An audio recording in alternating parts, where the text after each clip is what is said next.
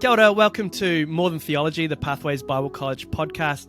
Today, our guest is Russell Grainger, a man who will be well known to many of you, our listeners and viewers. He's a man who wears many hats, some of which include he's the senior pastor at Mt Wellington Community Church. He's the CEO at Maungere Community Christian Trust. He's a chairman of My Camp Board and also New Zealand Country Office Director for Reach Beyond. So Russell, thanks so much for being on the podcast today. Kia ora, it's a real pleasure. Thank you. Today we're going to be talking a little bit about what to do when you're in a church that is struggling, perhaps feels like it's dying in some way, and how you can breathe new life into a struggling church. And Russell's a man who has a bit of experience in that. So he's talking from real world experience and able to speak into this really important topic with a lot of insight. So Russell, just to start with, for our audience who don't know you, tell us a little bit about yourself, including the kind of work you're doing right now and what you've done in the past. Sure. I'm married. I've been married to Gillian for 37 years. We have 4 children, 3 boys and a girl. The oldest boy is 30, and our youngest one, the girl, is 23. They've all left home now and all making their way in the world. I'm an electrician by trade, so I left school when I was 16 and went and started doing an electrical apprenticeship, and I've loved that. Spent a long time doing that and used that in some mission service in my younger years. And then I got into sales, became sales manager for a couple of different companies, and then 27 years ago got a call from God to replant a church in Mt Wellington here. So that's me. I'm a electrician by trade, a salesman by profession, and a pastor by choice. Yeah. Great. Fantastic. And you just touched on it now, but Mt Wellington Community Church, we, of course, as I mentioned before, talking about reviving an ailing church. And with your experience with Mt Wellington Community Church, that's really what we're wanting to zero in on. So what was the church like when you arrived on the scene, so to speak, and started doing that work, and how is it today? Sure. So I was an elder at a church in Epsom called Nairi Avenue Bible Chapel. I was an elder there, and the elders from Sylvia Park Gospel Chapel, as it was, had got to a stage where they realised the church was unsustainable. So on a average Sunday morning, they would have 7 to 11 people coming along, almost all of them elderly. And so they wrote a letter to Nairi Avenue and they said, look, we need some help. So myself and another elder went down and met with them and had a look, and I did a bit of research around the area and found out that there were 4 full primary, which means year 0 or year 1 through to year 8 in the area. So there was no shortage of families, no shortage of people. So we knew, and then I looked at the other churches in the area and saw that they weren't full or reaching many people either. So after a period of time, prayer, it was actually 9 months, people from Nairi Avenue and the elders from Sylvia Park getting together and praying, we decided that it was the right thing to move to Mt Wellington and to work with the church there, and that's what we did. So in 1996 we had a celebration service for Sylvia Park Chapel and all that it had been and all that it was, and then the next Sunday we started with Mt Wellington Community Church. New vision, new way of doing things. And so now we aren't a big church by any stretch of the imagination. On a really good Sunday morning, we'll have maybe 80 people there. But we have a very, very big footprint in our community. We're well regarded by local businesses, the local council, other not-for-profits in the area. and we have a larger than what is normal percentage of people with emotional, physical, psychological dysfunction. Yeah. Yeah, and obviously, I mean, that is a big increase in numbers, even if in the grand scheme of things, you might still class yourself as a small church. Going from, what did you say, 7 to 11 people who perhaps were in the older age bracket to 80 odd. There's a big increase in numbers, but there's all these other indicators of health, and you've obviously gone from being a place of the church struggling to a place where I'm sure you'd say not without its problems, but is flourishing and much healthier place. So when you look back at that time, how's it happened in a nutshell? How have you gone from being a struggling church to one that's thriving? Yeah. So we are actually a really healthy church. There's not a lot of internal conflict within the church, which is really good. And it's been like that. And I think one of the things is, well, in fact, I know the major thing is that we started with a very, very, very clear vision of who we wanted to be as a church, what we wanted to be. So we decided that we wanted to be a church that actually was the hands and feet of Jesus and the voice of Jesus in the community. And our purpose statement as a church is we are a caring, dynamic, multicultural family sharing God's love with our community. And that's what we wanted to be, and it's what we are, and it's what we will still strive to be. We really believe that a church is not a club, but a rescue station at the very gates of hell. And we really keep the main thing as the main thing. We look at Jesus, and his example was he always met people at their point of need, and so that's what we try and do. We don't ever create programs for the sake of creating a program. What we do is we see a perceived or a felt need in the community, and then we address that. So over the years, we've had programs that have come and gone as the needs have changed in our community. So it's for us, it's having that very clear vision, and because we're not a fancy church, and in Auckland people have so many options of churches to go to, the people that come along to us come because they believe in the vision of what we're doing and who we are, and that makes it. Was that vision hard to arrive at, or was it pretty clear from the outset that everyone involved had that same sort of idea? Yeah, that's the really amazing thing is when we, so there was 3 couples from Nairi Avenue went and replanted, helped in the replant of the church, and quite a few of the original people that were still at Sylvia Park stayed on. Cool. Yeah. And we did, before we started Mt Wellington Community Church, we did a lot of visioning exercises with them, and we found out that although they'd lost their way, they'd swapped practices for principles.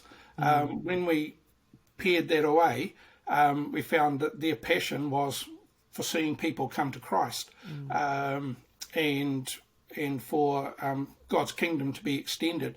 And so as we unpacked that and we looked around, and you'll notice in our statement there's nothing about sort of musical excellence or anything like that. It's about family, it's about community, and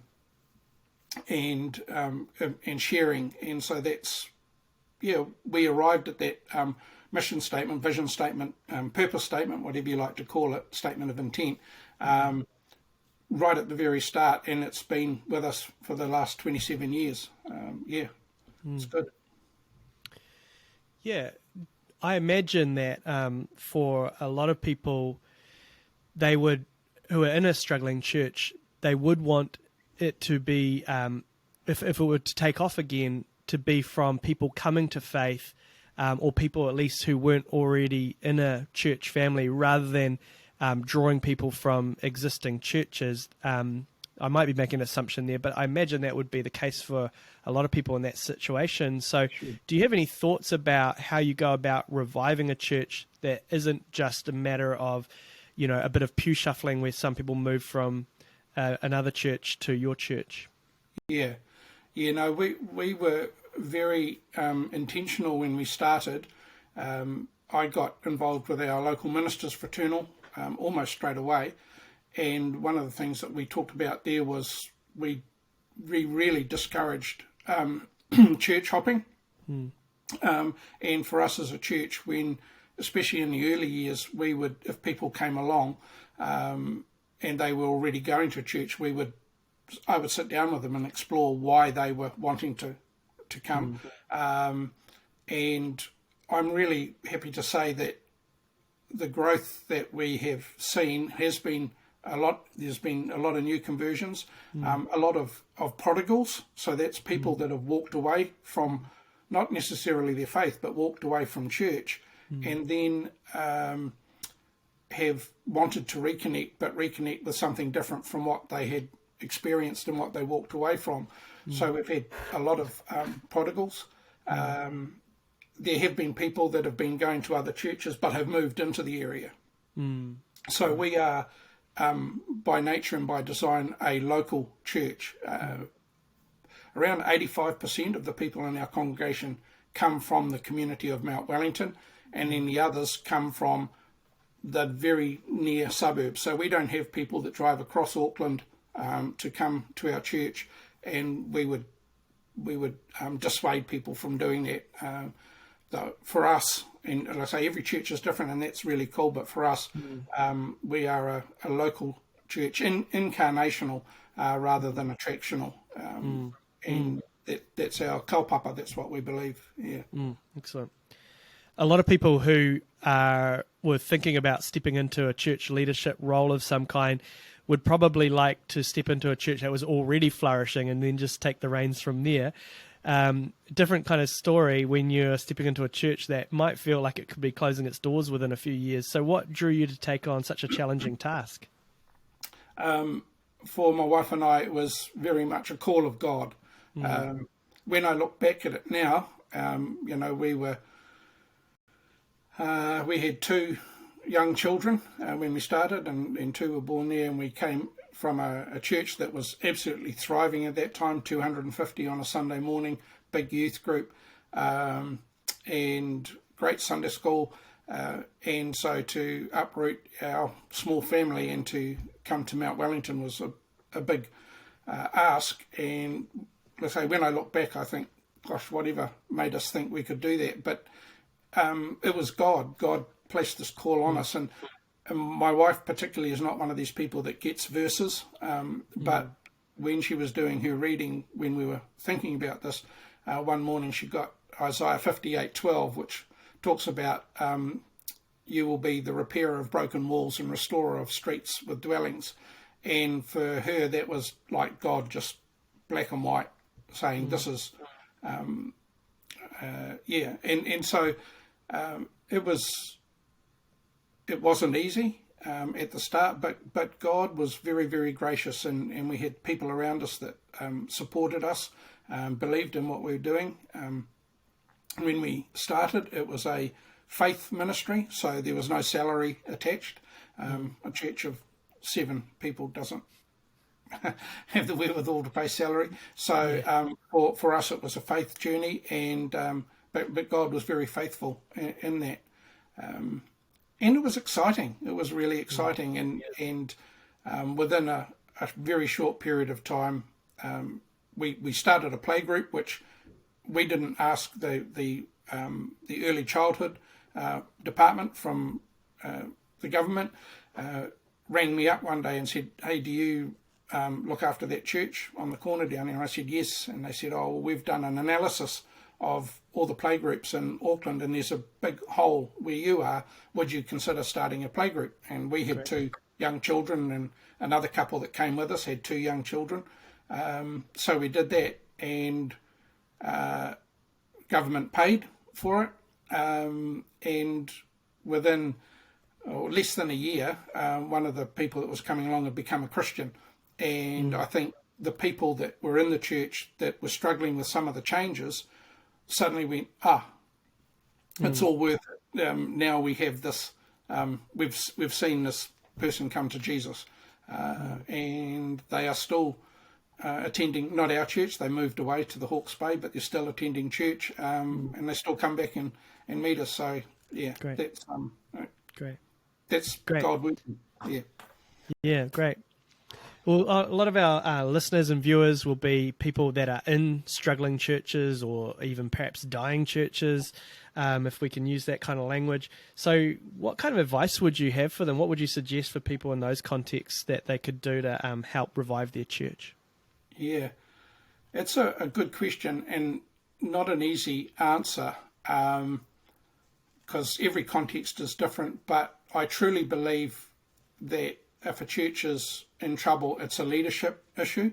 Somewhere they've got something wrong. They're not keeping the main thing. As I said before, one of the things that I've seen a lot of is where people choose practices over principles, or is it a salvation issue or is it a tradition issue? And if it's a tradition issue, then it shouldn't be a hindrance. And there's actually very few salvation issues that matter. And I've seen a lot of churches over the years, over 27 years, a lot of churches try and put a band-aid on things. They might get an evangelistic group to come in for a short period of time, or they might try this or that. But unless there's a fundamental paradigm shift in the church leadership, then nothing is really going to change. And I think that's the biggest thing for me. Are there any mistakes you've made along the way that you think our listeners or viewers could learn from? We've made lots of mistakes, but I think the biggest mistake that we made was originally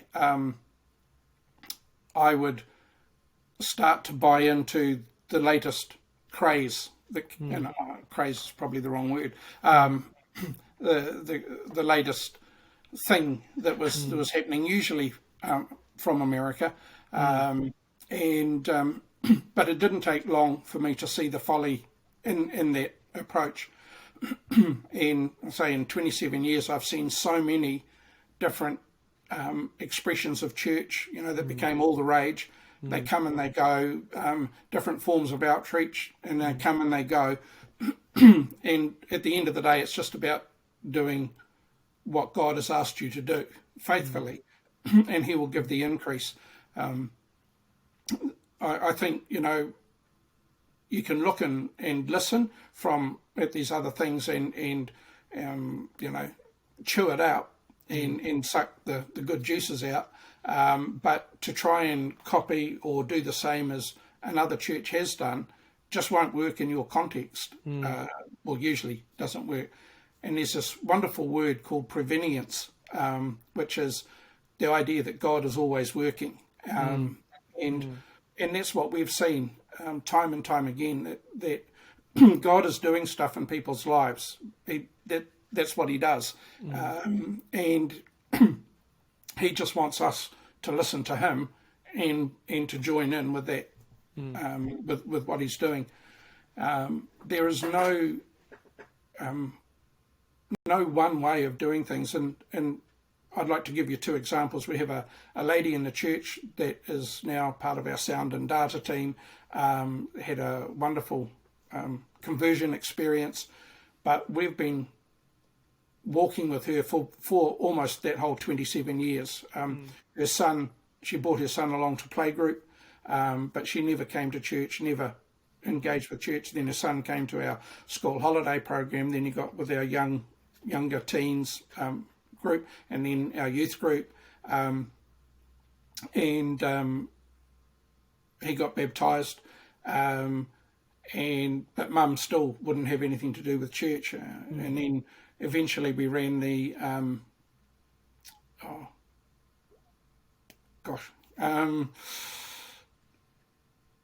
long story short, sorry, Oh, yep.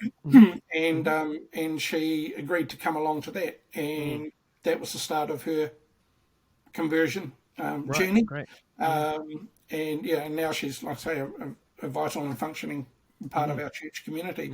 But that was a long haul. And then we've got another guy whose car was stolen and left outside our church. It was van work ute was stolen. I made contact with his company. They came and collected it. He texted me a few days later and said, "Oh, Russell, what can I do to repay you?" And I said, "Well, that's not how churches work. Right? What can we do to help you?" Yeah. And he said, "Oh, nothing." And then a little while later, things had gone pretty wrong for him. And he texted me and he said, "Oh, can I talk?" And then he ended up coming and staying at our house for a few days. And as part of that, became a Christian.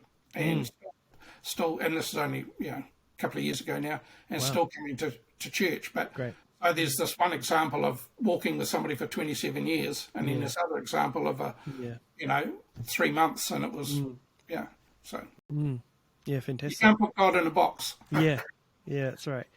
So, going back to when you were at Nairi Avenue, you were sort of from the outside looking in at this church and seeing potential there. For those that are listening or watching that are in a struggling church and perhaps are looking around and thinking, we need to do something to breathe new life into this.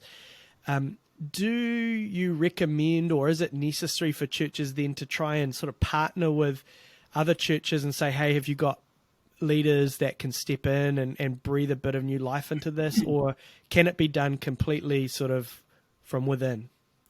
Yeah, great question, and that's another very difficult one to answer because, I think each situation is different. But as I said before, the problem is with leadership. So if it's the leadership that are going, hey, we realise, and that's what happened at Sylvia Park, they realised that they needed some transformative change, some paradigm shift. And so it cost them. It was a sacrifice because they were used to things doing one way, and they felt that was right. And so to change took a sacrifice on their part. And I want to really te toko them, to really honour them for that. But if it's church leadership that are looking and want to change, then I really suggest that they look at some church plants or church replants that have happened. Ours is just one, but look at ones that it's 5 years down the track or 10 years down the track, because again there's a lot of stuff that gets promoted because it's the latest and greatest, but nobody ever looks at it critically, like say in 5 years, 10 years down the track. Right. So really, really encourage the leadership to look at church plants, to drill down and find out what's the heart, what's the wairua of the church, and to look at those sorts of things. I think there's really, really good benefit in bigger, stronger churches supporting struggling churches, and that might be, again, it's a sacrificial thing. So that big church might go say, okay, so here's some really good people from us, and we're going to actually not lend them to you, but give these people, send them to you to be involved, and so and that's what happened in our case. There was 3 couples from Nairi Ave came down, and we, together with the people that were at Sylvia Park Gospel Chapel, we created a new entity. It wasn't a rebranded Nairi Ave, and it wasn't a rebranded Sylvia Park. It was a new entity with a new kaupapa, a new ethos that was Mt Wellington Community Church. Yeah. No, that's really interesting. for those that are in ailing churches, it might be a situation where they think, where do I even just get started? So what would you suggest as just a starting point, first step for people in this situation? Look, just have the humility of the elders at Sylvia Park Chapel, and let's reach out and say to, I mean, I'm happy to take phone calls or emails, but there might be other churches in the geographical location. But yeah, reach out and seek help. A truism is, if you truly want to extend the kingdom of God and want people to come to know the amazing love of Jesus Christ, then God will let that happen.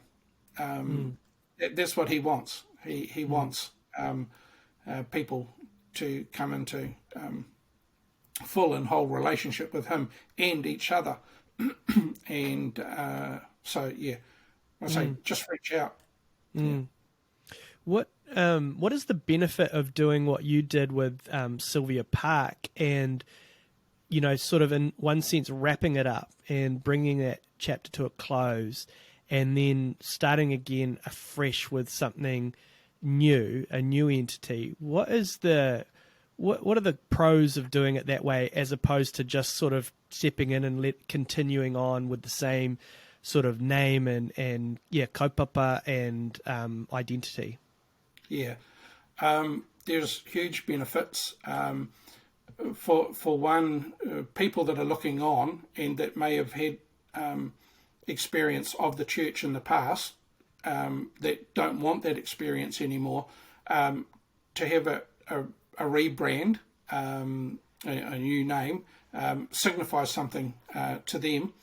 And it also, so when we came to Sylvia Park, we didn't change anything for quite a few months. I think it was 5 or 6 months, where we just met with them. We did church the way that they'd always been doing church, and we went through those visioning exercises. We dug down into what they believed church should be, and that was when we had the celebration, and so the celebration service was acknowledging everything that had happened at that church in the past. And I still meet people today who, when they find out where I am, say, "Oh, I used to go to rally at that church, many years ago when it was Sylvia Park." There's sometimes when we have something that is familiar to us, it becomes ours, and we don't like it to be changed. And so there's a psychological aspect of it too, so that we celebrated Sylvia Park and closed it, and then the next week we had Mt Wellington Community Church, and so we weren't playing around with their old church. They were coming to a new church, where we were all united under this one vision, and that, I think that was really, really beneficial for people in the community looking on. We did some things like, it used to have a big macrocarpa hedge along hiding the church actually, and so we cut that down and put up a new sign, and so people in the community suddenly went, "Oh, hey, there's this new thing happening." I would really commend that sort of way of doing it, and it gives you license in a sense to be new. No, I can see that. I mean, obviously, in a struggling church, you're going to have to do something different, and like you say, if you can do something like that, that gives you a bit of extra permission and license to do that, then that sounds really really savvy. Are there times where a church shouldn't be revived, or are there times where it's best that a church just be wrapped up and people accept that it doesn't have much of a future? Or do you feel like, no, that we always should fight to keep these churches open and alive? Look, I think if there's an absolute intransience in the leadership, that there is only one way to do church, and it's the way we're doing it. And if they can't perceive that something's not working, then I think, it needs to be closed, because it actually damages people. People get disillusioned and hurt, and so in those cases, but if there's willingness on the church leadership part to, like I say, to engage in change, and that's why I really want to. I think the elders of Sylvia Park Chapel were heroes, because they chose to sacrifice some of the stuff that they held near and dear. I think if it's like in a very small community where there aren't many people around, that's maybe a good thing. But in most provincial towns, certainly in every city, there is no need for a church to not exist, because we aren't even getting 10% of the population going to church on a Sunday now. So there is plenty of scope for healthy churches to exist and to reach the community. Yeah. We are the salt and the light. That's yeah. So we need churches growing and opening, not shutting their doors. So yeah, that's great. Well, thanks for sharing your experiences about how churches that are facing that possibility of closure or fizzling out in some way, giving them some ideas about how they can perhaps forge ahead and hopefully step into a brighter, healthier future for their church. And really appreciate that, Russell. You do a bit of work with Reach Beyond. I was wondering, just to finish off, if you could just tell us a little bit about the stuff you do with them, in case our audience was interested in looking into that a bit more.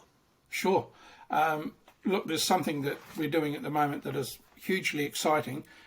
We've got a thing called the Super Bible, and it's available on iOS and Android. It's a free app, and there's over 40 languages on there at the moment, and a total of 80 comics. And it's just going gangbusters all around the world, and especially, funnily enough, in Russia at the moment. But the other thing here, particular to New Zealand, is we have this one here, which is the first of the comics, and it's called The Story, or Te Tino Korero. And this is a bilingual comic, so it has English on one page and Te Reo on the other. Right. And this is available free. You go to our website, www.reachbeyond.nz, and you can order them. Like I say, they're free. And at the moment, we've just done the latest print run of 20,000, and those have been distributed to the prisons, to kura and schools, churches that have work amongst particularly Māori youth, are grabbing them. So we just want everybody to get them and make use of them. No, it looks fantastic. There's other exciting stuff we're doing, but for me, that's the most important one for New Zealand at the moment. Yeah, and just for those that are listening and not viewing, Russell held up the comic, and that the illustrations look really awesome, and it looks like it would really appeal to a lot of people who might otherwise not be engaging with Scripture. So that's fantastic. And so if you want interested in checking that out a bit more, just go to reachbeyond.nz, and you'll find out more. Russell, thanks once again for your time today. It's been a really interesting chat, and I'm hoping that it'll be well used by those that are facing a challenging situation in their churches. So thanks for sharing. Appreciate it. It's been an absolute pleasure. Thank you. Ka kite anō. Ka kite.